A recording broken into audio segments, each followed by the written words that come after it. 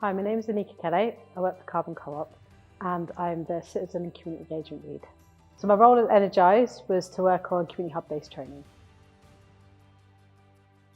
The main goal of the community hub-based training was to really make our sort of energy expertise really available for people who wouldn't usually engage with this kind of topic, to make it really accessible for them. The main target behaviour is just to get people to attend the workshops, which I think was quite a good target behaviour, even though it seems quite simple, because if people don't access the workshops that you're trying to get to access workshops, then you're not really making the impact you're looking to make.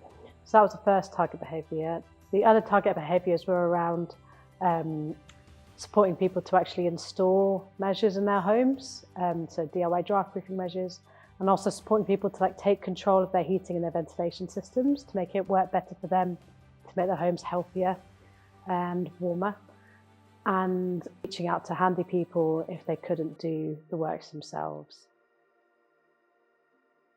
Our approach sort of shifted as we went through. So initially we sort of had a look and sort of identified lots of community hubs in the target areas that we were working in. Started to go visit them, talk to people there, and we put on a series of open workshops in those community centres.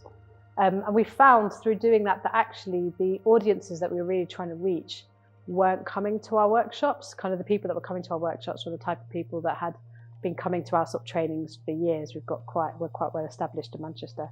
So we decided to change our tact, and kind of off the back of some of the street-based engagements that were happening, where that team was starting to develop relationships with community groups who are using the hubs.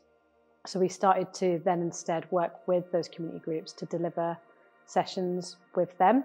So we'd go and meet the group, get a sense of what they're interested in and what the culture of the group was, and then we adapted and amended our trainings to sort of fit in with their kind of culture and the way that they ran, and we found that a really sort of effective approach. We built trust with the communities we were working with through first just going to meet them and getting to know them and sort of talking to the group leaders and meeting the groups. And then we sort of really took our lead from the group leaders. So in terms of what content they were interested in understanding, what timings that the workshop could run by. You know, we always provided food, which I think creates a really nice sociable atmosphere, and we tried to fit in with the culture of the group. With that, we put on music during breakfast and things like that, just to make the atmosphere quite nice. Asking the kind of group leader, what's the best way of, we really want to make sure everyone understands this. We were thinking of translating our materials and taking the feedback from the group leaders. And some of it was really interesting. One of them said, actually, the people that aren't going to speak English are less literate, so translating materials isn't going to work for them. What will work is having someone from the community translating for you in the session. So we sort of adopted that into the way that we worked.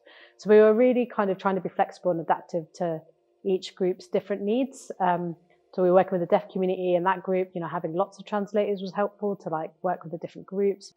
We built trust through really respecting the way that they already worked and trying to fit in with them rather than asking them to fit in with us. You have to take these steps to build trust with communities, with things that mean something to them in their lives, to then bring them along to bigger measures and bigger steps, because they are quite significant. We use behaviour change design in the programme through doing quite a lot of evaluation of what we were doing. So we did regular, what we called wash-up sessions through our delivery periods.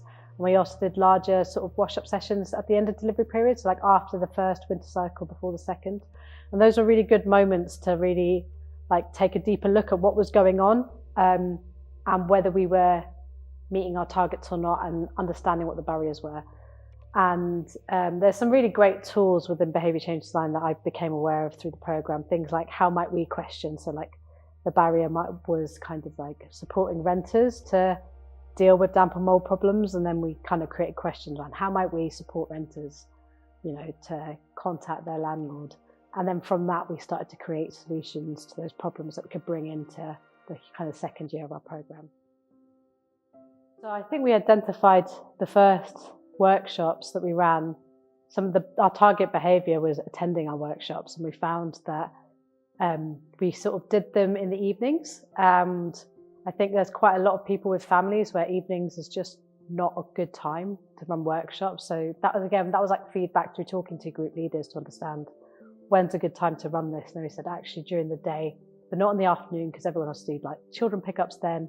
So things like that. So we kind of looked to overcome barriers by sort of figuring out why people weren't attending, talking to the group leaders, and then fitting in with their culture. Other barriers around installing in like products in their homes, we sort of realised that quite a lot of people on quite a low income and wouldn't be able to afford lots of the things that we were talking about. So we used some of our funds to actually buy materials and give out a selection of those to people and let people choose after like the draft proofing workshop, for example, what they thought they could install in their home after having been at the training, so to help them do it. We also put them in touch with Care and Repair, who do handy person services and work for people, so they could get assistance if they needed to. Some of the other barriers were around like not really understanding that things like understanding how damp and mould forms, understanding what people could do about it. Often it feels like quite a stressful thing that's just sort of happening to people.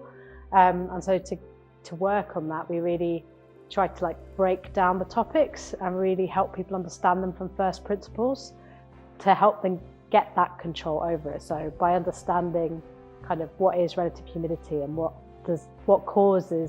does that cause mould? Why is that bad for your health? And what can I do about it? Giving people that kind of detail, I think really helped them shift their behaviours at home because they understood it more deeply, rather than kind of just saying, hey, get your landlord to fit a ventilation, or you should just open your windows more. One of the enablers that really helped people adopt the behaviours we were trying to get them to adopt, I think the timing was a huge one. So timing both in terms of what time in the day that we were running the workshops, so holding them at the time that worked for the specific group we were talking to, rather than the time that we thought people might come to, but also shortening the length of trainings, I think really made it way more approachable for people to come along.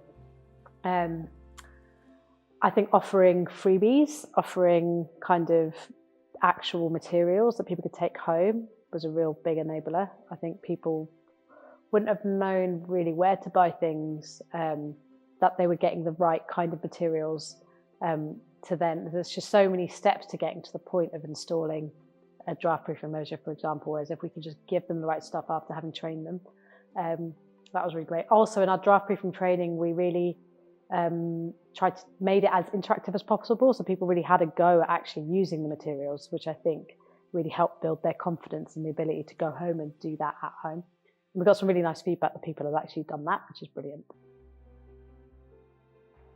I think some of the ongoing barriers, there's quite significant barriers around renters, really. I think we started to scratch some of the surface of supporting renters to really engage with their landlords and resolve some issues, but I think there's a lot more that can be done there.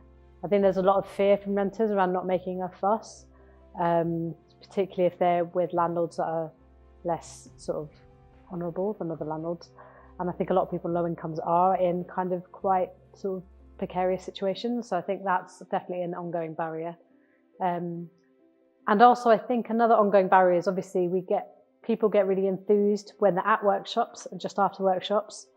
But I would be interested in how far they've actually implemented measures. And I think if we could have more of a consistent programme with communities over time, it gives you that chance to go back and really understand whether people have taken on some of the advice, and if they haven't, what the barriers have been, and continue to work on overcoming barriers over time, because I think we all know how hard it is to get simple things done in our lives sometimes when we've got lots on. So I think being able to work more consistently with a community over a longer period of time, I think could be really helpful.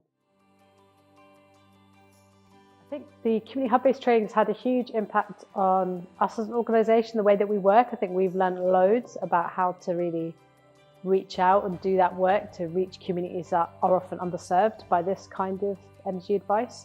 But also we've built really long-lasting relationships with some of these community organisations. We've seen some groups like upwards of like 7 or 8 times over the last 2 years, which has been really nice. And from talking to them in follow-on sessions, you can tell that their understanding of energy has really increased. So I think it has really impacted those people and their families and communities that they work with.